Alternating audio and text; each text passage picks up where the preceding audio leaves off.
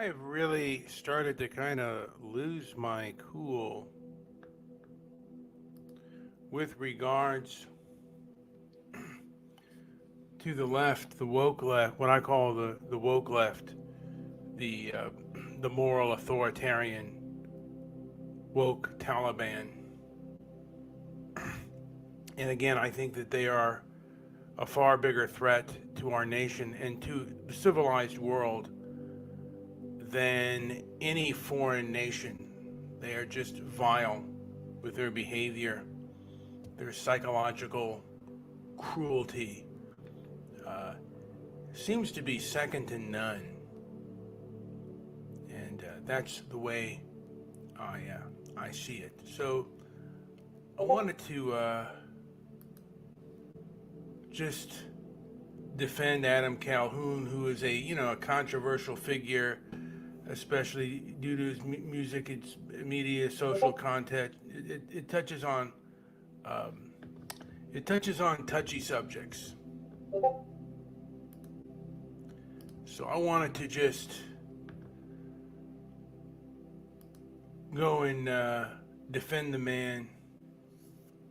Number one is freedom of expression. One of our foundational rights of the United States is freedom of speech, as protected by the First Amendment, and the internet and social media is really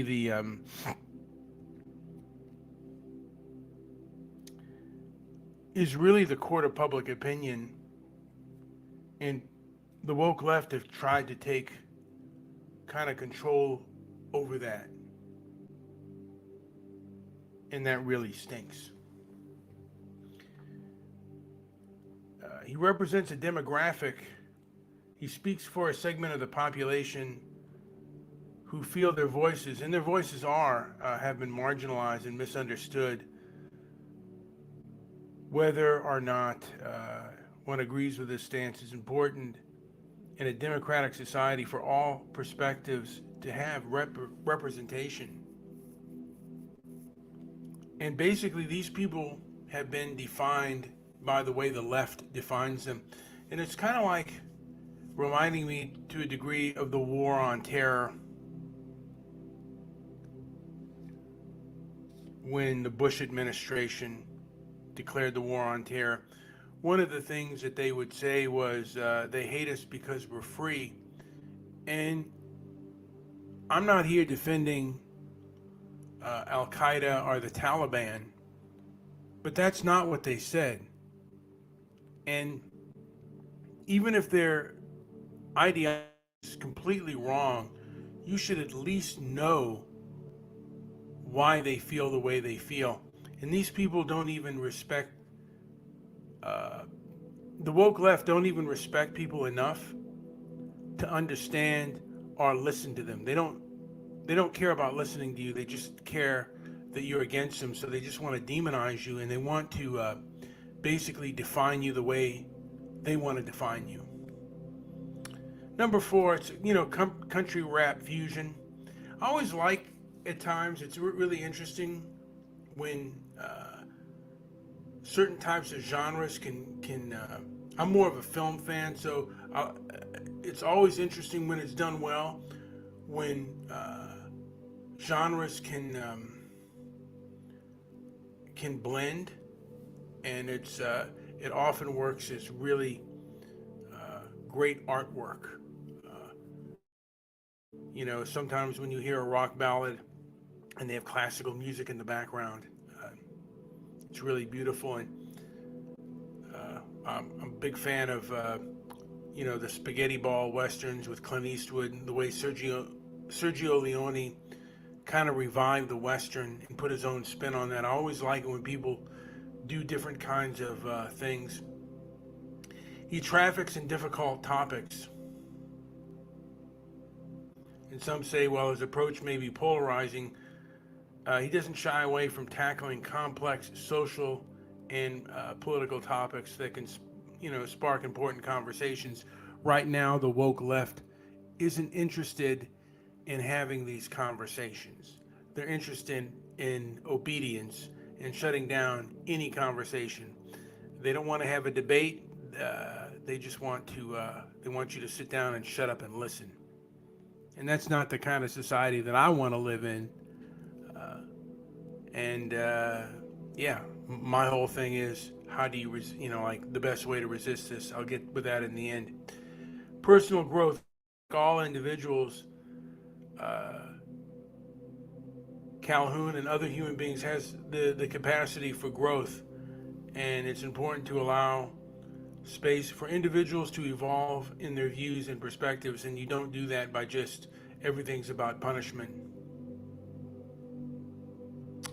Artistic interpretation, music and art are often vehicles for expressing personal experiences, emotions, views in society. Calhoun's music can be seen as artistic representation of his worldview and art. And again, it's now become offensive, and offense has been weaponized. Catalyst for conversation. Even if you disagree with Calhoun's views, his content can be a catalyst for important societal conversations. Engaging with perspectives different from our own can help broaden understanding and foster nuanced discussion. Now, this is something the woke left will not do, and they will absolutely refuse to do. My thing is, the best way to resist the woke left is through economic boycott and litigation. All wars are economic, and I think to a degree, to resist this toxic ideology, and people who've latched onto it are very toxic and very egocentric. Many of the attacks that Adam Calhoun has gotten have been by very toxic people. You can see them on TikTok, and if you go look up Adam Calhoun and the individuals that have criticized him, you can see the toxic behavior that is similar, and this is not a diagnosis, it is similar to cluster B personality disorder, in the manner in which they attack him. And it's really kind of a splitting kind of thing, where it's black or white.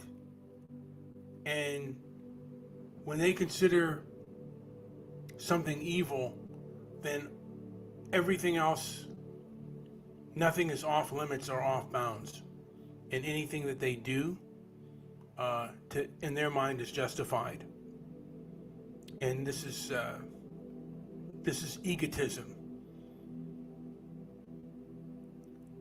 And egotism often displays or exhibits behaviors that are similar to people with cluster B personality disorders, and that is a large part of the woke left.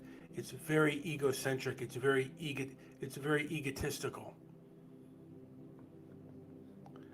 And that's about all I say about it. But in my opinion, the best way, hopefully, we can Bud Light a lot of these people, Bud Light them, blacklist them, and again, because these individuals that are attacking Adam should have no power within society, or should have very limited power, and the power to do, they have far too much power to do harm, whether you agree, disagree with his stances. The people who are attacking him are far worse than he is. Just, they are incredibly toxic human beings. Anyway, this has been Brian with Transparency and Merit. Like, subscribe, leave a comment down below. Thank you for listening.